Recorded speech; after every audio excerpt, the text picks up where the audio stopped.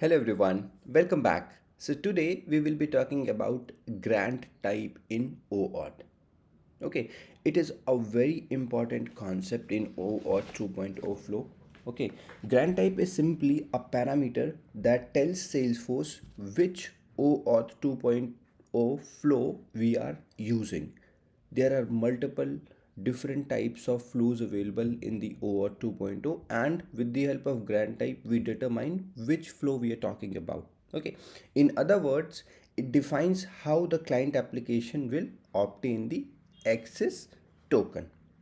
Okay, think of it in this way. OAuth is a framework and grant type is a specific path you choose inside that framework to get the access token. Okay, so different scenarios requires different grant types. For example, if a user is involved in an integration, then you will be needing a different types of flow versus when you are interacting just via system to system, there is no user involved, then you will be needing a different types of different grant type. Okay, if you already have a refresh token, then we use a different type of flow to get the access token. So these are different, there are different types of options available when it comes to OAuth 2.0 flow, and with the help of grant type we determine that. Okay, we have various types of options available here. One is authorization code flow, other one is password credential grant, third one is client credential. Similarly, we have refresh token and JWT token. Okay, so first we will try to understand each one. Okay, and then we will practically do those things in a session for that particular individual flow. Okay, so we will have session on authorization code flow where we'll be practically setting up it in the postman and we'll hit the Salesforce API. That will also be done, but here we are going to go through all of them one by one. Okay, first one is authorization code flow or authorization code grant. Authorization code grant is a two-step OAuth flow, and this is considered as the most secure OAuth flow because it is a two-step. It provides an additional security layer as well. Okay, so there are a couple of key characteristics, but on a high level, this is how it works. So the user will first, the client application will hit the, let's say, Salesforce endpoint. The user will be redirected to Salesforce login. User authenticates and approves the access. At this point, Salesforce does not send an access token. Instead, Salesforce will send back a temporary authorization code. Then in the next step, the application or client application will take that authorization code and send it to the Salesforce token endpoint along with the client secret and ID and other parameter it is supposed to send. Salesforce will validate everything and will return the access token if everything is fine. Okay, so that's how on a high level authorization code grant work. It directly will not send you access token initially. Instead, it will send a authorization code, and then you need to use that authorization code, which is a very shortly one-time use code, to get the access token. Okay, so your access token will not be exposed in the browser.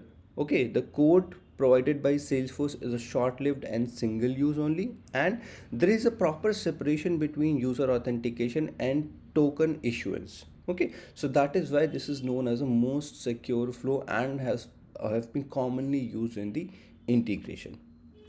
Then comes the password credential grant.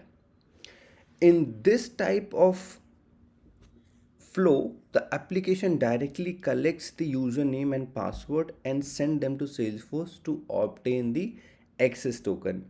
Unlike authorization code flow, there is no browser redirect, there is no authorization code. It's not a two-step process, it's a single step process. Okay, the client application sends a request to Salesforce token endpoint with information like grant type equals to password, client ID, client secret, username, password. Sometimes password will be added with the security token, and then if everything is valid, Salesforce will immediately return the access token. Okay, so this is generally discouraged. This flow is discouraged as we do not commonly use it because it is application is directly handling the user's password, so it is less secure. We only use it when the app which is trying to integrate with Salesforce is can be fully trusted. Okay, so if you want to see the difference between these two, the authorization code flow is the flow where we were trying to log in a user in Salesforce. Okay, we were redirecting a user and then user was logging into Salesforce and was approving the all the permissions and access. Whereas in the password flow, the application logs in on behalf of a user. So here we directly pass the username and password and application directly logs in. So let's say SAP is trying to access Salesforce, SAP will directly log in into Salesforce. The application tries to log in on behalf of a user. Whereas on the authorization code flow, user was redirected and then he was logging. Okay, so that's a key difference between these two. Okay, but authorization code flow is more secure compared to the password credential grant. Okay, then we come to the third one, which is the client credentials grant. Okay, this flow is fundamentally different from previous two flows. In this grant type, there is no user involved at all. No login screen, no username, no password, no authorization code. This is purely application to application authentication. In the client credential flow, the client application authenticates itself using the client ID and client secret. The application is proving its own identity, not a user's identity. Okay, so this is bit different. Here we just use client ID and secret to obtain the access token. We will go through more in detail when we actually do this practically via Postman. Okay, then comes in the refresh token grant. This grant type is not used to authenticate initially. It is used to obtain the new access token when the old access token expire. You remember we were using the authorization code flow. So in the authorization code flow, initially Salesforce will return you access token, refresh token, and couple of other parameter. And we will use the access token to call the API.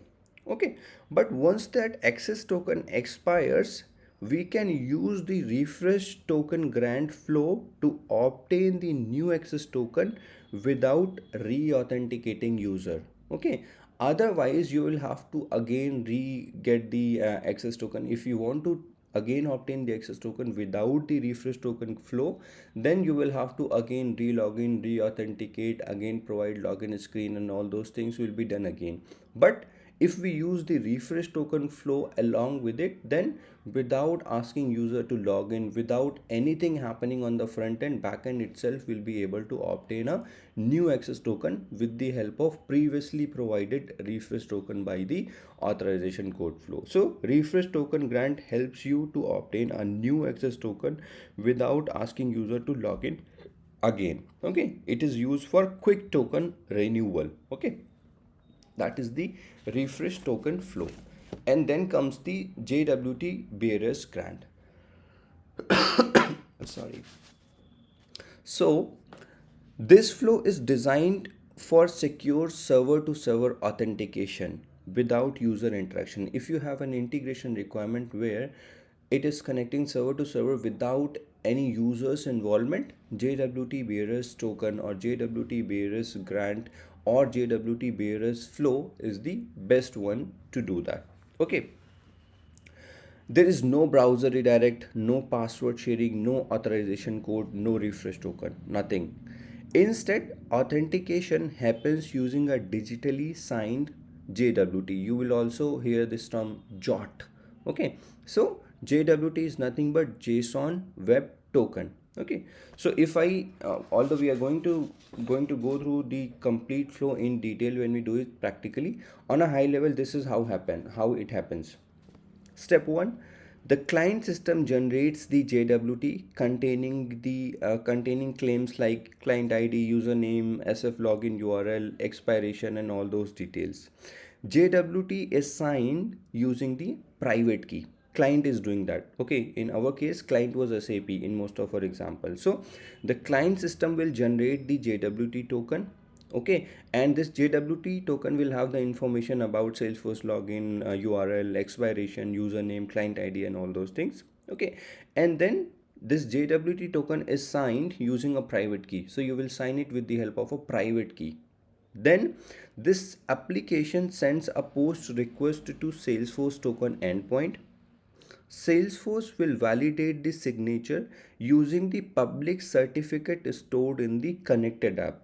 Remember, we signed that JWT with the help of a private key. Corresponding to that private key, there will be a public certificate. If we use that public certificate, we will be able to verify what we have inside the JWT token. And so Salesforce will validate everything in their end with whatever is stored in the connected app as a public certificate. And then if it is valid, then Salesforce will return the access token in response. Okay, so this happens with the help of a JOT public key and private key. Okay, whenever client system will sign it with the help of a private key, it will also provide you the public key associated with it. You will store it in the connected app, and then with the help of that public key you will be able to validate it. Okay, so that's how it works. We will see this in more detail when we actually do the practical, so don't worry about it. This was just to give you a brief about different grant types and what is the purpose of grant type. From next session onwards we will be practically jumping onto the each grant type or each flow, and we'll set up everything in the Postman will to try to get the access token. Okay, so I'm excited for the couple of practical sessions coming forward, and I'll meet you in the next video. Thank you everyone.